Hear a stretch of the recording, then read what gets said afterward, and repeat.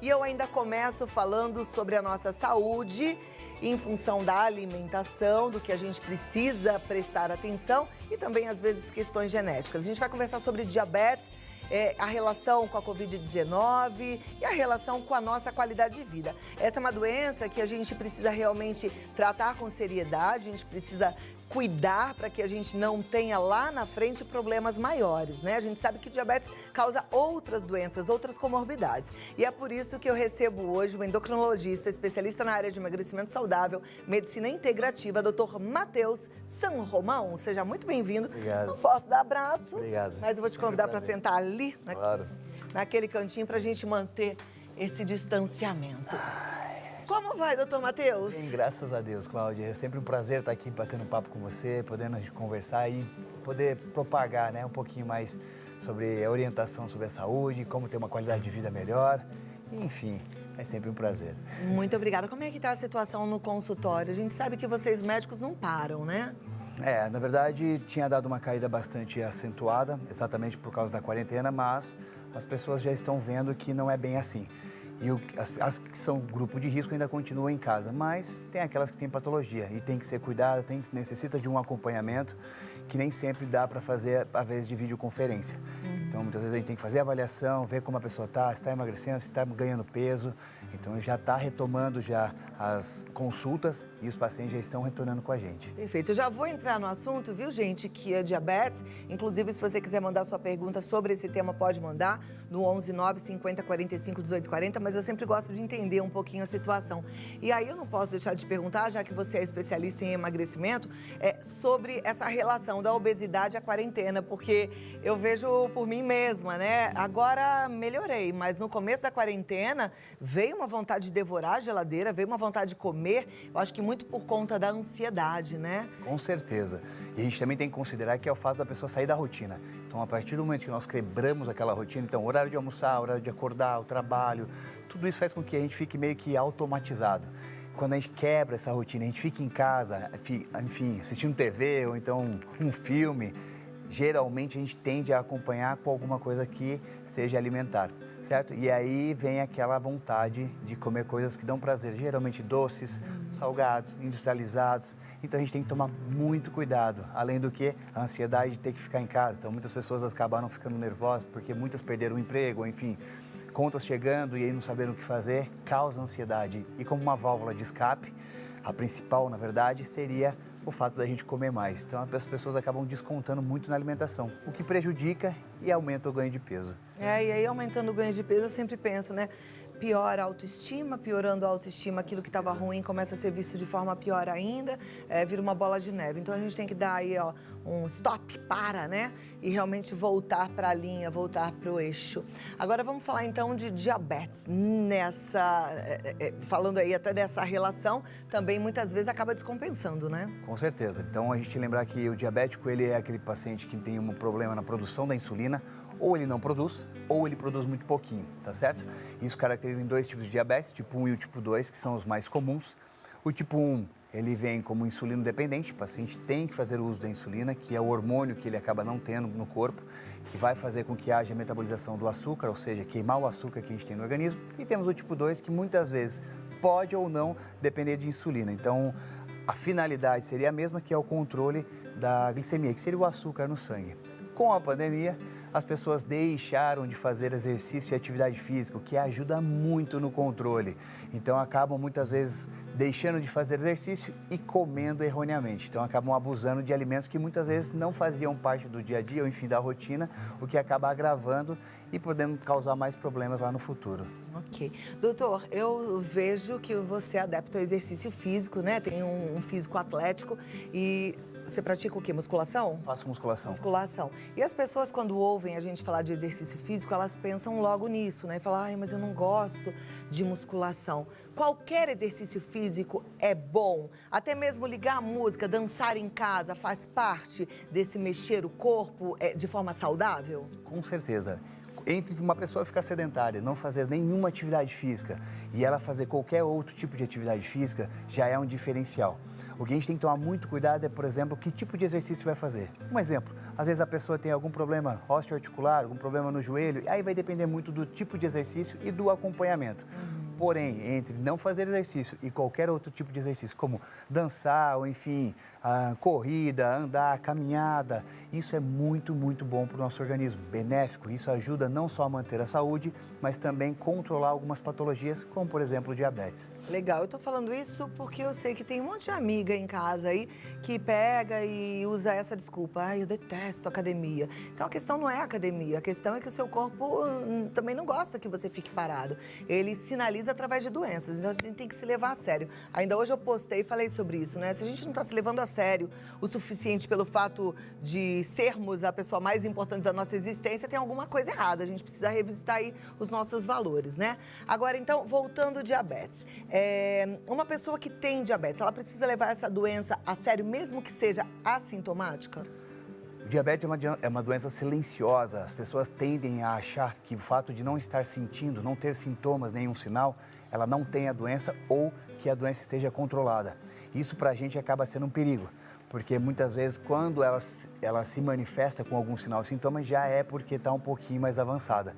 E às vezes pode causar algum problema ou alguma alteração que seja irreversível, como por exemplo alteração da visão, alteração da função renal, alteração da parte nervosa, então sensibilidade, vascularização. Então são coisas que a gente tem que tomar cuidado e o quanto antes de descobrir a patologia, começar o tratamento, exatamente para não ter riscos lá na frente de patologias piores ou, enfim, de agravar os quadros. Isso tudo pode acontecer nos dois tipos de diabetes? Os dois tipos de diabetes. Geralmente o tipo 2, a pessoa tende a ser obesa, estar acima do peso. E isso faz com que haja algumas complicações até que maiores, tá certo? Relacionadas, por exemplo, a gordura no fígado, o triglicéridos fica aumentado, o colesterol também acaba aumentando. Não que não vá causar no tipo 1 que seja descontrolado, mas geralmente o tipo 2 é aquela pessoa que tem uma rotina irregular. Ela é sedentária, ela se alimenta mal, ela tem uma rotina ruim, às vezes tem hábitos e vícios como o tabagismo, o álcool, enfim, etilismo, então tem que tomar muito cuidado. Uma pessoa que tem histórico familiar de diabetes, por exemplo, o avô era diabético ou o pai era diabético, essa pessoa pode desenvolver diabetes se ela tiver essa condição com maior proporção, né, do que as outras? As chances dela é maior de ter diabetes do que uma pessoa que não tem, a chance é maior. Mas hoje nós estudamos e vemos no mundo inteiro os estudos na medicina que hoje, através da epigenética que a gente fala, que é a influência do meio externo no meio interno, faz com que aumente ou não essa incidência. Então, um exemplo, não é porque a pessoa tem o pai ou a mãe diabética que ela necessariamente vai se tornar uma pessoa diabética. Ela pode ter o gene, mas às vezes esse gene fica desligado de acordo com a rotina, com a alimentação, com que ela tenha. Isso também ocorre com outras doenças, como por exemplo, câncer de mama. Então, a gente sabe que uma alimentação bacana, equilibrada, atividade física em dia, tudo isso faz com que a gente consiga, muitas vezes, desligar esse gene. Esse gene não fica ativo e, com isso, não tenha o problema de causar a doença, em seus familiares ou, enfim, na própria pessoa. Então, a pessoa tem que adotar um estilo de vida saudável, já entendendo que ela tem essa predisposição, é isso? Sempre. Bom, Hipócrates já falava, né, que é o pai da medicina, há 400 anos antes de Cristo, que o seu alimento é o seu melhor medicamento e o seu remédio é o melhor que é alimento. Porque às vezes eu ouço gente falar assim, né? Eu tenho histórico na família, mas os meus exames estão perfeitos. E aí come, e aí tem o sedentarismo. Isso pode acontecer com maior frequência mais pra frente. Com certeza. A pessoa, pelo fato de ela falar, eu tenho histórico, mas o meu exame está sempre normal, não dá o direito dela ficar tendo uma vida, digamos que bagunçada. Uma alimentação errônea, com uma rotina onde a alimentação dela seja bagunçada todos os dias da semana. Uma vez ou outra, tudo bem a gente se alimentar, tá certo? Não tem problema sair da dieta. Mas o que não pode é virar rotina. Ou seja, a gente fazer aquilo quase todos os dias na semana. Ok. Doutora, eu vou abrir para as perguntas da turma que está em casa, porque eu gosto muito dessa participação. Então, vou te pedir 2 minutos para a gente já organizar e eu volto aqui para continuarmos o assunto com a participação sua aí de casa, viu? Manda para a gente no 11 9 50 45 18 40. Eu quero que você pergunte. O doutor Thiago San Romão responde já já. Só 2 minutinhos eu tô de volta. Tá gostando do nosso papo? Pensando em você. Aliás, a gente fica aqui, ó, matutando, pensando o que pode ajudar a turma em casa, o que eles estão precisando ouvir. E eu entendo que esse é um assunto importante, principalmente agora. Doutor, errei seu nome, falei Thiago, é Matheus, gente. Matheus San Romão, desculpa. Vamos lá, temos perguntas já, eu fico contente que a turma aqui participa mesmo, né? Aliás, minha gente, tem horas que vocês mandam as perguntas e falam, puxa, eu mandei a minha pergunta não foi respondida. A gente tem recebido muitas perguntas, o que é muito bom, né? Eu realmente agradeço. E a gente acaba não tendo tempo de responder a todas as perguntas aqui no ar, mas todas são encaminhadas para os médicos, que depois podem entrar em contato e responder para vocês, tá bom? Então isso é muito importante. Deixa eu... Opa, só tirar o som do microfone, do telefone e vamos aqui para a tela. A primeira pergunta já está lá. É da Como é que é? Diabetes... Não, tá só com hashtag. Diabetes na era Covid-19. Qual o melhor adoçante para pessoas com diabetes? Tem isso? Então, na verdade, quando a gente fala em adoçantes, nós temos, dentre os adoçantes, né? Os que são mais indicados, pois os estudos mostram que não tem nenhuma contraindicação, nenhum futuro patologia ou problema que possa causar. Então, hoje em dia, a gente utiliza muito stevia, certo? Ou o xilitol, que acaba sendo bem bacana. O xilitol a gente acaba comprando, enfim, em casa de a granel, acaba comprando por quilo.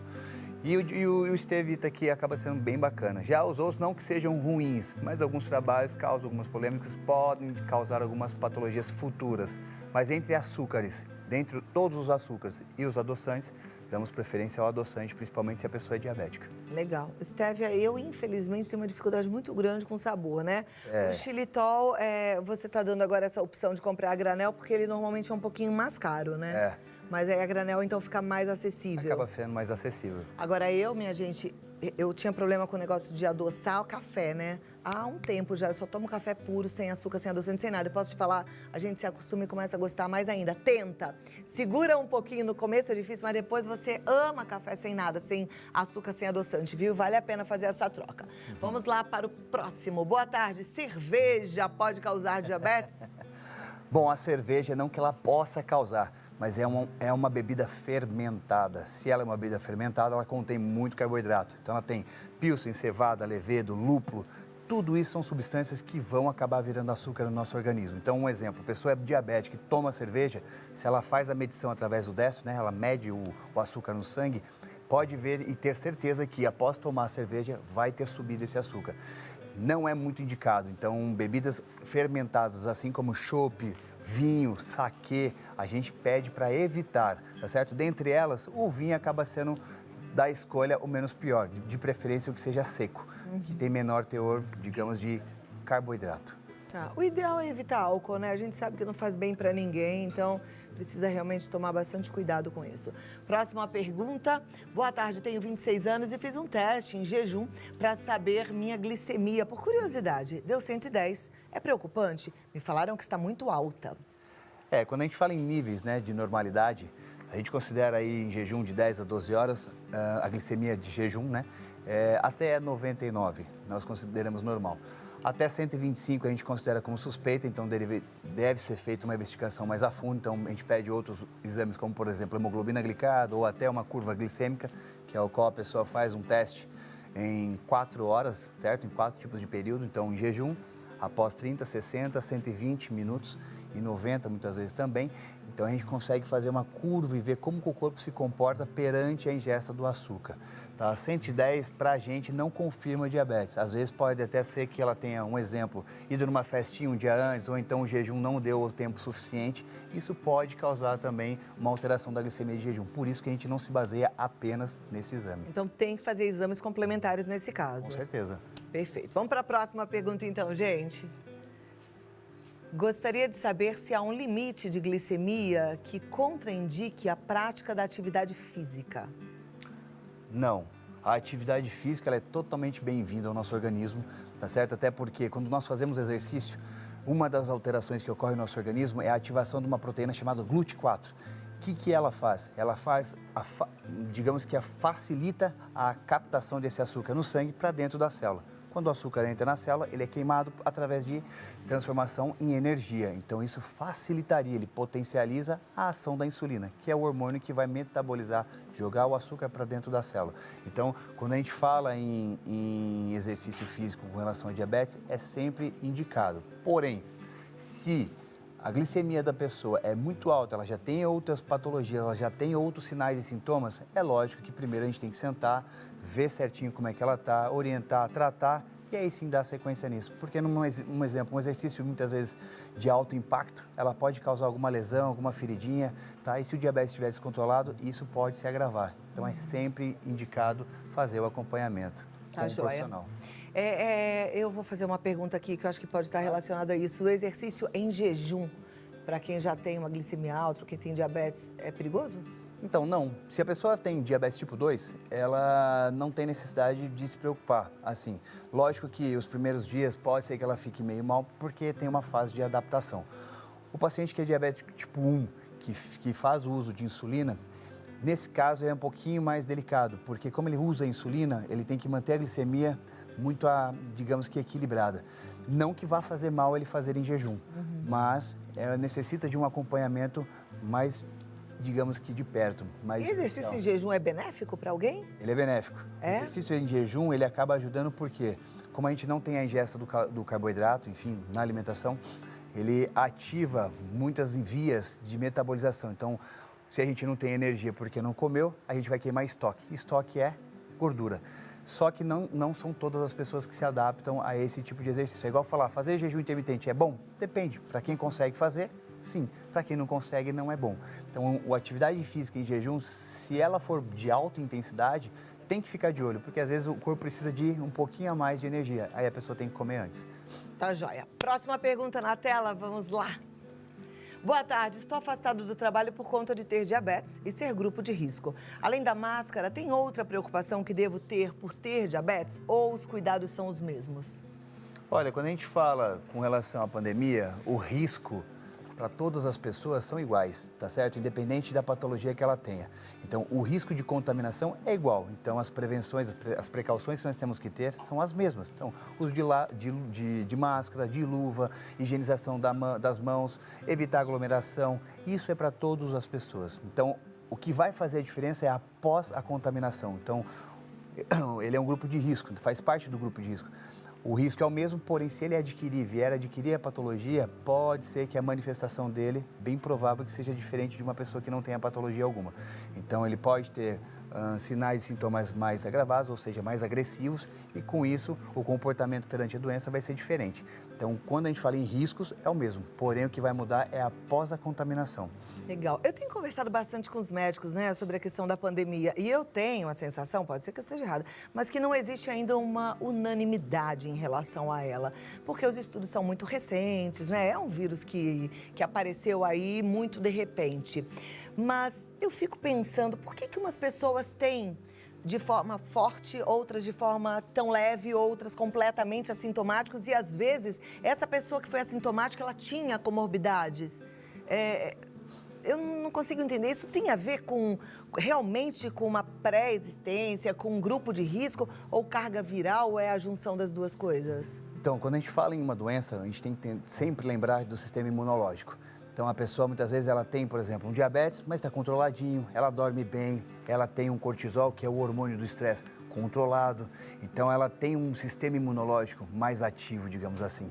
Você pega uma pessoa que não tem patologia alguma, mas ela dorme mal, ela se alimenta mal, essa pessoa corre mais risco de se adquirir a doença, ter mais sintomas e sinais mais agravados, do que uma pessoa que esteja com uma patologia prévia, mas bem controlada. Então, quando a gente fala em contaminação, a pessoa se contaminou, está infectada, o que vai fazer muita diferença é a rotina, a alimentação, por causa do sistema imunológico. Então, é uma pessoa que ela dorme bem, ela não tem estresse, o dia a dia dela é mais, não digamos que mais calmo, mas ela consegue ter um autocontrole melhor, ela não tem nenhum problema familiar, nenhum problema pessoal, que faz com que aumente esse cortisol. Ele baixa a imunidade e, com isso, aumenta a susceptibilidade de ficar doente ou, então, de adquirir a doença com mais agravos. Nossa, olha aí a importância da gente se cuidar, da gente se levar a sério e estar, pelo menos, bem sempre, né?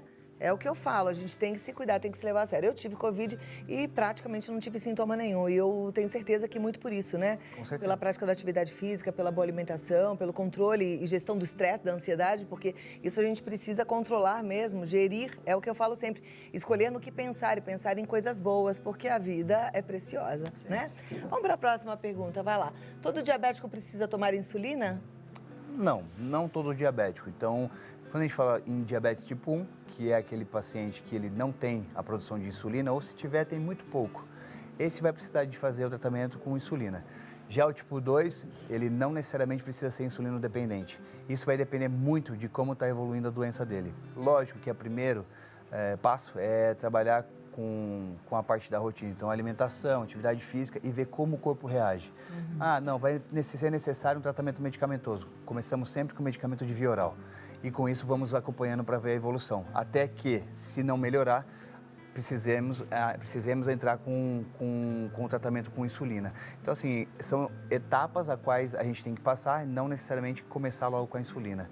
Tá? Então, não é necessário todo diabetes ser tratado com insulina. Já é. Próxima pergunta na tela. É possível tratar diabetes descompensado com comprimidos? É uma pergunta parecida, né? Então, digamos que sim.